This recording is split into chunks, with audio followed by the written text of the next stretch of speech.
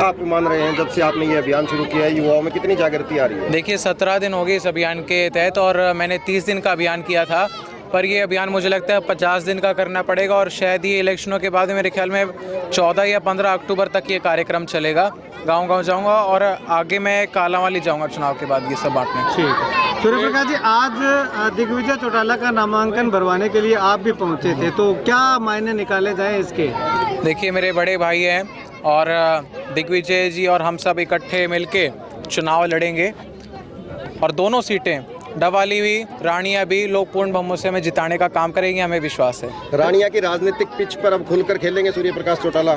देखिए रानिया मेरा परिवार है और मेरे दादाजी चौधरी रणजीत सिंह जी ने बहुत सेवा की है रानिया हल्के के लिए, क्योंकि रानिया हल्के में चौर साहब पिछले मेरे ख्याल में 36-37 साल से जुड़े हुए हैं। पहले रोडी होता था, रानिया फिर 2009 के आसपास बना और चौधरी रणजीत सिंह जी 2009 में बना। तो चौधरी रणजीत सिंह जी 2 चुनाव हारे, उसके बावजूद लोगों में रहे, कितनी बड़ी बात है। कोई नहीं रहता, लोग 5 मिनट के लिए गांव में आते हैं, वोट मांगते हैं, चले जाते हैं, फिर दिखते भी नहीं है। धन्यवादी दौरा करने भी नहीं कई आते, कई कैंडिडेट, मैं उनका नाम नहीं लूँगा, ठीक नहीं लगता।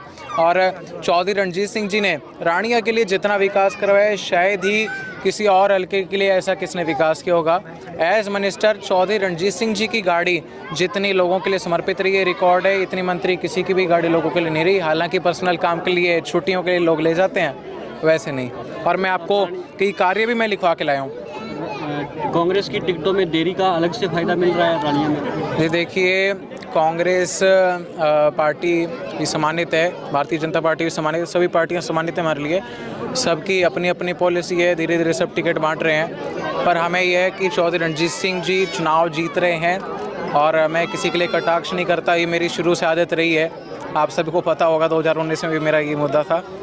पहले रोड शो निकाला और उसके बाद अब दिग्विजय के नामांकन में पहुंचे हैं, तो दोनों सीटों पे वोटों का आदान प्रदान या यूँ कहें कि सहयोग एक दूसरे का, तो किस तरह से लगता है कितनी मजबूती मिलेगी?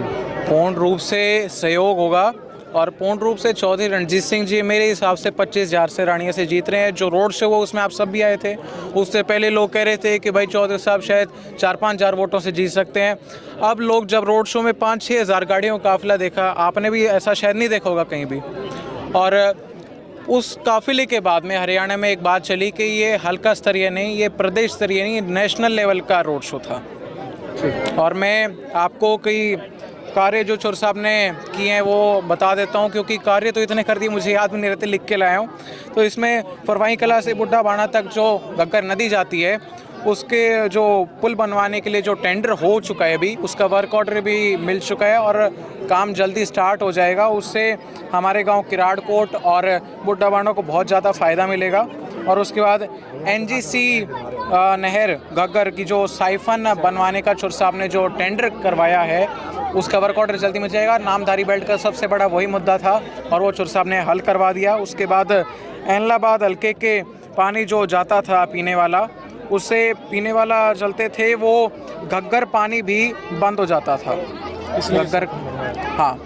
तो वो भी चौर साहब ने उसका कार्य करवाने का काम किया।